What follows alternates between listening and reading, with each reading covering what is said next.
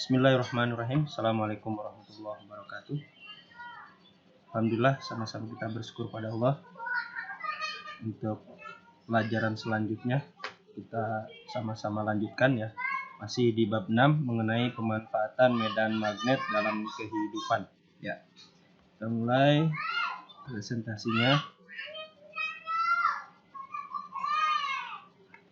Ya, tujuan pembelajaran kita diantaranya mengenai hal-hal yang akan kita pelajari, yaitu mengenai mengidentifikasi pemanfaatan elektromagnetik.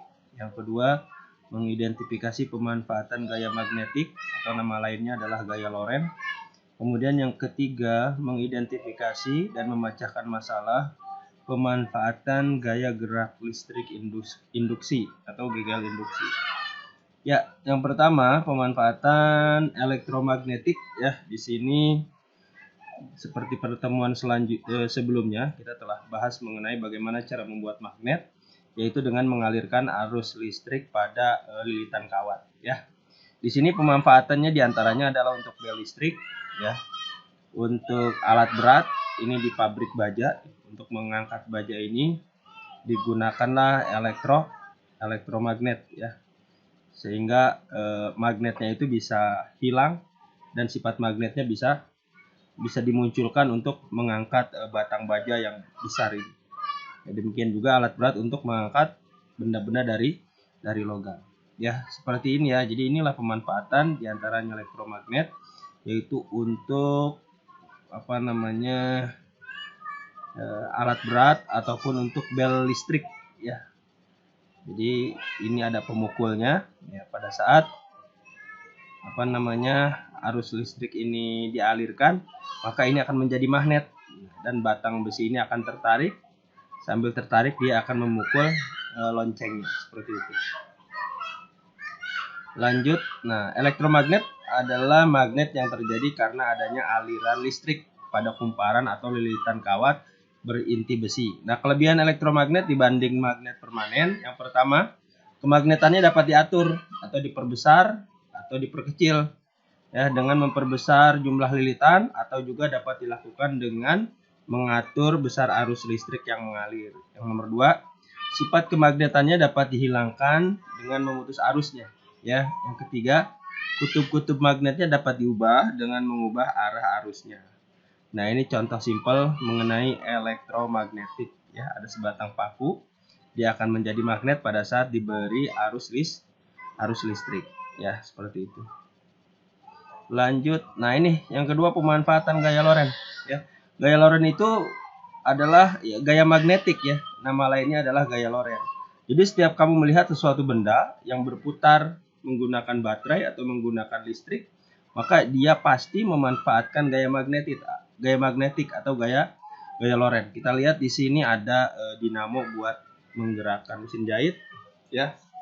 Di situ dia perlu tenaga dari listrik.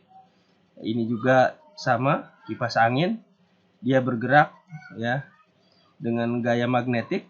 Di dalamnya nanti kita bongkar apa aja isinya ya, bagaimana terjadinya gaya magnetik. Ini juga sama, digerakkan oleh gaya magnetik. Ini juga sama.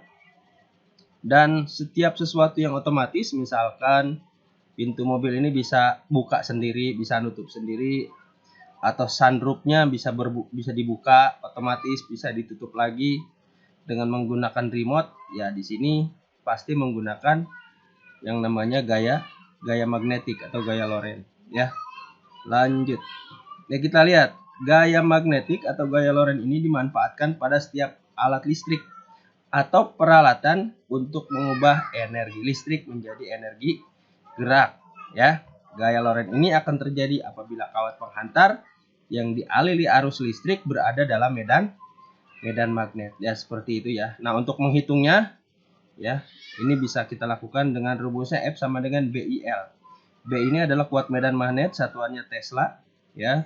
I-nya adalah kuat arus listrik, satuannya ampere. Jadi kalau ada miliampere dibikin ampere dulu satuannya. Dan panjang kawat, satuannya meter.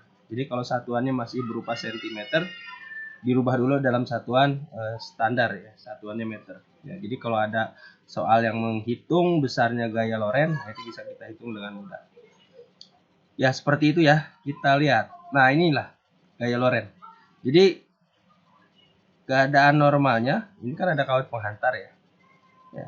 Pada saat kawatnya dialiri arus listrik, ini ada baterai. Di sini mengalir arus listrik, ya. Maka batang penghantar ini, kawat penghantar ini akan mengalami gaya Lorentz. Arahnya kemana? Arahnya ke atas, ya. Sesuai dengan ini, aturan tangan kanan lagi yang kita pakai. Ya, jadi tegak lurus terhadap tangan kita nih, dari telapak tangan ke atas. Ini arah gayanya. I-nya ini B-nya adalah arah keempat jari. Ya, ini menunjukkan medan magnetnya. I-nya adalah arah arus. Ya, jadi kita lihat dari arah medan magnetnya kemana? Arah medan magnetnya adalah dari utara. Ini utara ya. Utara kan keluar, selatan masuk. Jadi arah medan magnetnya dari sini ke sini, sesuai dengan ini. Ya. Kemudian arah arusnya adalah dari positif menuju negatif. Ya, jadi sesuai dengan arah jempol. Nah, maka arah gaya Lorentz-nya adalah ke atas. Ya, arah gaya Lorentz-nya ke atas. Sehingga apabila sebuah penghantar terletak dalam medan magnet, nah ini kejadiannya penghantar ini bisa membengkok karena adanya gaya magnetik seperti itu. Nah, gaya magnetik ini terjadi hanya saat penghantar ini dilalui oleh arus listrik. Nah, inilah yang menyebabkan timbulnya gaya magnetik. Ya, pada saat penghantar berada dalam medan magnetik akan timbul yang namanya gaya Lorentz ataupun gaya magnetik, ya sama saja. Nah, ini teorinya ya. Untuk menentukan arah gaya Lorentz kita menggunakan ini, ya sama dengan ini ya. Jadi yang keluar dari tangan kita adalah arah gaya, yang searah dengan 4 jari adalah arah medan magnet, ya satuannya Tesla. Yang searah dengan jempol kita adalah arus listrik, ya, atau bisa juga dengan ini ya. Ini jari tengah, gaya magnetnya, ini arah medan magnetnya, ini arah arus listriknya. Ini sama ya. Tapi kita bisa lebih mudah menggunakan kaidah tangan kanan yang kedua ya. Lanjut. Nah, kita coba berlatih ya. Menentukan arah gaya magnetik atau gaya Lorentz. Kita umpamakan misalkan arah arusnya dari A ke B. Ya. Kemudian arah gaya arah medan magnetnya sudah pasti, kamu sudah tahu, dari utara ke selatan. Ya. Kira-kira kemana arah gaya Lorentz-nya? Ya. Kita lihat. Berarti yang A ke B, arah arus disejajarkan dengan jempol. Sejajarkan dengan jempol. Ya, dengan ini nih. Arah arus. Kemudian utara selatannya dengan ini, ya. Maka apabila kita peragakan maka arah gaya magnetiknya atau arah gaya Lorentz-nya adalah arah gayanya ke atas ya. Ke atas dari sini ke sini. Jadi ini kemungkinan akan membengkok ke arah atas. Seperti itu ya. Nah, lanjut. Nah gaya Lorentz itu ya, apabila dia hanya bekerja pada sebatang penghantar, maka gayanya masih kecil ya. Agar memperbesar gaya Lorentz ya, maka dibutuhkan lilitan kawat. Jadi pada masing-masing kawat berarus di lilitan kawat ini maka akan mengalami gaya Lorentz. Maka dibuatlah yang namanya sepul atau lilitan kawat ya. Nah, ini ada contoh. Ini motor listrik ya. Dalam penggerak dinamo, penggerak mainan anak-anak, bor listrik, kipas angin, prinsipnya sama. Di sini ada magnet ya. Ini magnet. Nah, di sini ada lilitan kawat, dan lilitan kawat ini nanti akan dialiri arus listrik. Maka dia akan mengalami gerak berputar. Ya, seperti itu ya. Nah, ini sebenarnya bisa kita pelajari ya. Bagaimana proses ini bisa melakukan gerak berputar. Yang terjadi adalah ini arah medan magnetnya kita lihat. Ini yang mana nih? Nah, kita lihat yang ini dulu ya. Yang ini. yang ini. Nah, ini arah arusnya ke sini, arah medan magnetnya utara ke selatan, maka arah gaya magnetnya kemana? Kita gunakan lagi aturan tangan kanan. Nah, ini kita sejajarkan dengan jempol.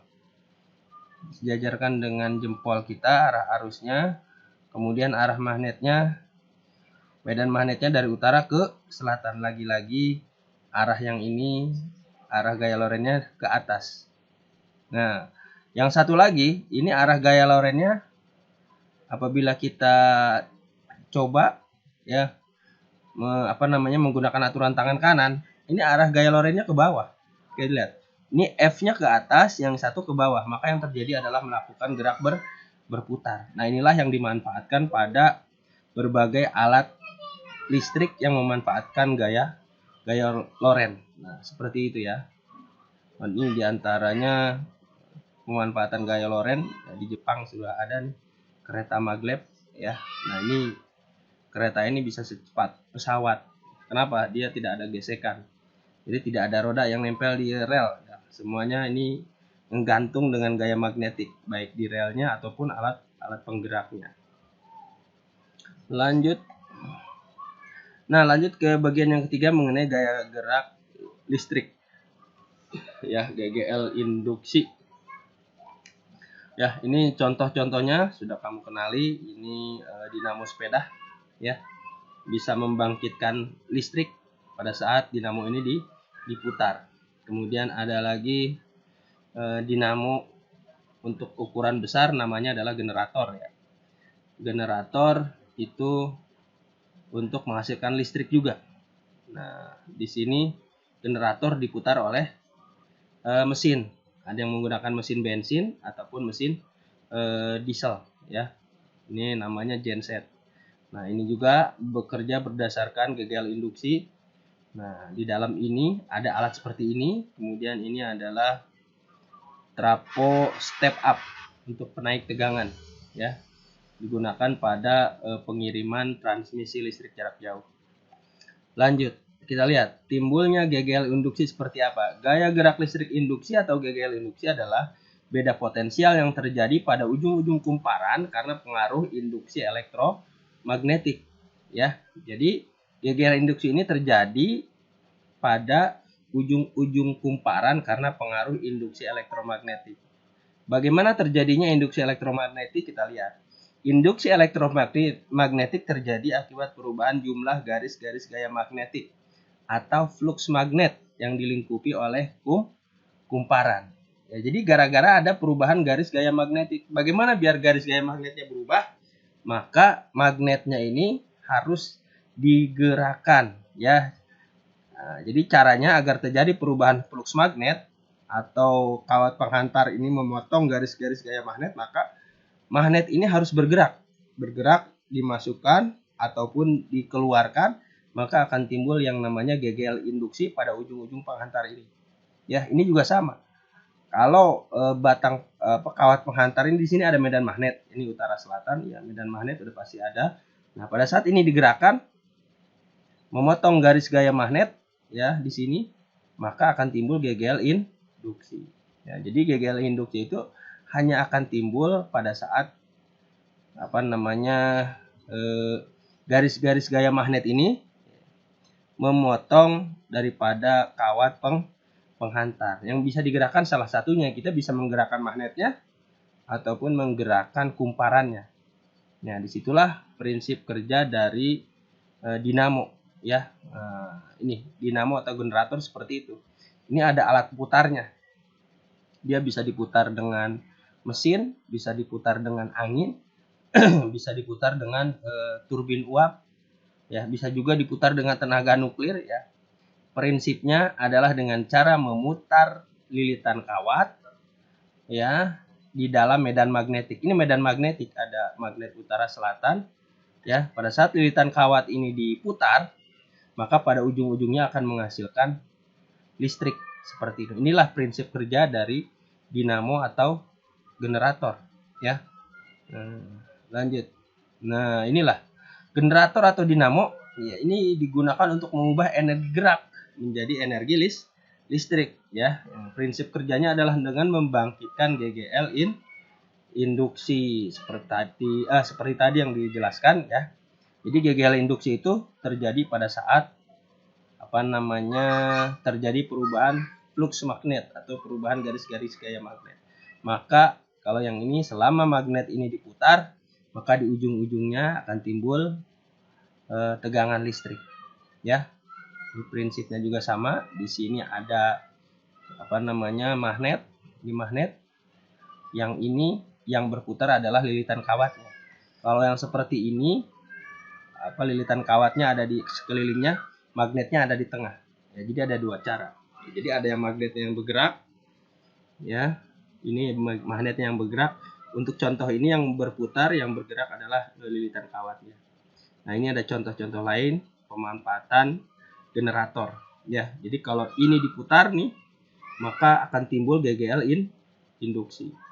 Pemanfaatan diantaranya adalah untuk genset, atau pemanfaatan diantaranya untuk penerangan listrik di rumah tangga atau di pabrik-pabrik ya. Nah, seperti itu. Lanjut, sekarang kita lanjutkan transformator ya.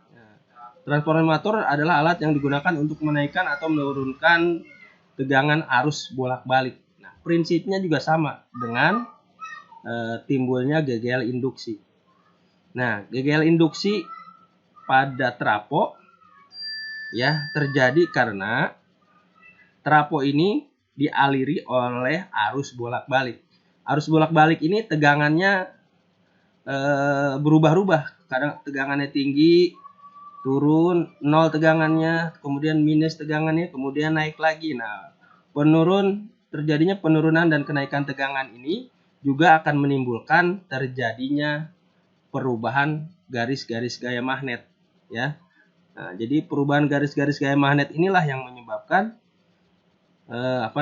di lilitan sekunder ini timbul GGL induksi ya. Nah, jadi trafo ini bekerja dengan mengalirkan arus bolak-balik ya, dan trafo tidak bisa bekerja pada saat dia dialiri oleh arus searah ya, atau arus DC ya. Jadi trafo akan bekerja pada saat dia dialiri arus bolak-balik seperti itu. Nah, arus bolak-balik ini akan menghasilkan medan magnetik yang berubah-ubah. Nah, medan magnetnya berubah-ubah ini memotong kawat di sini ya, kawat penghantar atau lilitan sekunder. Yang ini lilitan primer, atau nama lain lilitan adalah kumparan ya. Di sini ada penjelasan juga medan magnet yang terkonsentrasi pada inti besi ya. Jadi inti besinya itu akan menjadi medan magnet yang berubah-ubah karena tegangan AC ini tegangannya berubah-ubah dan diteruskan ke sekunder, lilitan sekunder ya. Jadi adanya inti besi ini akan memperbesar efisiensi dari transformator ya. Lanjut. Nah, ini ada dua jenis transformator ya. Yang pertama penurun tegangan, step down. Ciri-cirinya jumlah lilitan sekunder lebih sedikit dari lilitan primer, tegangan sekundernya lebih rendah, kuat arus sekundernya lebih besar daripada kuat arus primer. Nah, ini banyak digunakan pada berbagai alat di rumah tangga, misalnya TV, radio, atau alat-alat elektronik yang lain yang membutuhkan tegangan rendah ya. Nah, tegangan dari PLN kan 220 volt. Nah, di sini bisa dikeluarkan tegangan sebesar 12 volt, bisa dikeluarkan tegangan 24 volt dan lain sebagainya ya. Nah, ini penurun tegangan ya. Nah, yang kedua transformator penaik tegangan atau step up. Ciri-cirinya jumlah lilitan sekunder lebih banyak dari lilitan primer, tegangan sekunder lebih besar dari tegangan primer, dan kuat arus sekunder lebih kecil dari kuat arus primer ya. Nah, ini tegangannya diperbesar. Nah, ini contohnya adalah seperti ini. Ini adalah trafo penaik tegangan yang dibutuhkan untuk mengirim energi listrik jarak jauh. Jadi misalkan kita rumah di Jakarta, ini sumber listriknya bisa jadi berasal dari tempat yang jauh dari Jakarta, misalkan di Jatiluhur seperti itu. Nah, untuk memberikan tegangan, mengirimkan energi listrik ya ke seluruh tempat yang jauh, maka tegangan di sumbernya harus diperbesar ya, bisa puluhan ribu volt. Nanti setelah nyampe ke Jakarta misalkan tegangannya diturunkan lagi. Tegangannya diturunkan lagi sesuai dengan kebutuhan rumah tangga kita, kebutuhan listrik rumah tangga yaitu 220 volt ya. Makanya kalau di Sutet ya, jaringan listrik yang yang tinggi itu ya, dengan tiang-tiang tinggi ya, yang jauh ya, itu tegangannya sangat tinggi dan berbahaya ya pada daerah-daerah Sutet ya, karena banyak medan magnet di situ. Lanjut, nah sekarang kita lanjut perhitungan pada trafo atau transformator. Nah ini pada trafo ada rumus-rumus ya.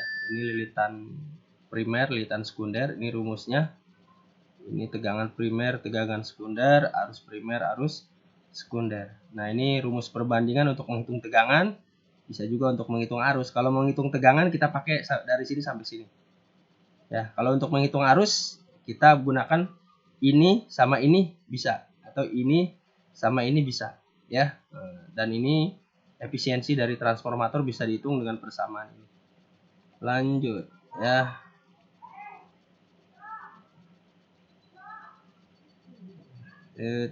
Nah, kita lihat. Sebuah trafo memiliki perbandingan lilitan primer 10:2. Dihubungkan ke sumber tegangan PLN 220 volt. Berapakah tegangan sekundernya? Kita lihat tegangan sekundernya berapa, kita gunakan persamaan ini ya. NP per NS, PV per VS, IS per IP. Yang ditanya adalah arus sekunder. Ya. Yang ditanya tegangan sekunder ya, tegangan sekunder. Berarti kita gunakan persamaan ini dan ini ya. Nah, persamaan arusnya nggak dipakai dulu. Perbandingannya berapa nih? Primer dan sekunder 20:2. Lilitan primernya 10, lilitan sekundernya 2. Kemudian tegangan primernya adalah tegangan tegangan PLN 220 volt. Wah, ini maaf nih, ini belum dirubah nih, masih 100 volt. 220 volt ya, ini salah ya ini. Nah, sehingga diperoleh 10 kali ini PS. Jadi kali silang ya. 2 kali 220 440 bagi 10 hasilnya adalah 44 volt untuk tegangan sekundernya. Kemudian yang B untuk menyalakan lampu 44 watt ya, berapakah kuat arus yang mengalir pada lilitan primer ya. Kita lihat ya, untuk lilitan sekunder ya, bisa kita hitung arusnya berapa yang mengalir ya dengan persamaan ini. Ini daya ya, daya itu P sama dengan V tegangan kali arus. Kalau dayanya 44 ya, tegangannya 44, ini daya 44 dari sini, tegangannya ini 44, maka arus yang mengalir adalah 1 ampere ya. Hingga 44 dibagi 44, 1 ampere. Nah, kemudian kita gunakan persamaan ini untuk menghitung berapa arus primer yang dibutuhkan ya. Pakai persamaan ini kali silang ya, 44 kali 1 ini dikali ini ya. Sehingga hasil IP-nya adalah 44 bagi 220 sama dengan 0,2 ampere ya. Contoh kedua ya, mengenai efisiensi transformator. Kenapa ada efisiensi? Ya, karena di situ ada energi yang hilang. Jadi tidak semua energi yang masuk ke transformator itu diubah menjadi energi yang keluar di lilitan sekundernya. Tapi akan ada energi yang hilang, diantaranya adalah hilang menjadi energi kalor ya. Kita lihat cara menghitungnya. Sebuah trafo tegangan primernya tegangan PLN nih 220 volt ya, dan sekundernya 55 volt. Jika arus primernya 0,5 watt, arus sekundernya 1,5, berapakah efisiensi trafo? Ya, di sini udah di data ya, berapa arus primer, arus sekundernya. Masukkan ke persamaan ini ya, tadi IS kali VS, IV kali VV dapat 82,5 bagi 110, hasilnya adalah 75%. Sehingga efisiensi trafonya adalah 75%. Ya, alhamdulillah pembahasan kita sudah selesai. Mudah-mudahan bisa dimengerti. Silahkan nanti dipelajari lagi. Mungkin akan Ustaz taruh juga dalam bentuk PPT ya. Jadi dalam videonya ada, kemudian dalam presentasi PowerPoint-nya juga ada. Ya, sekian, terima kasih atas segala perhatian. Semoga Allah mudahkan kita untuk selalu belajar dan segala upaya belajar kalian menjadi amal soleh buat semuanya ya. Terima kasih. Billahi taufiq wal hidayah. Assalamualaikum warahmatullahi wabarakatuh.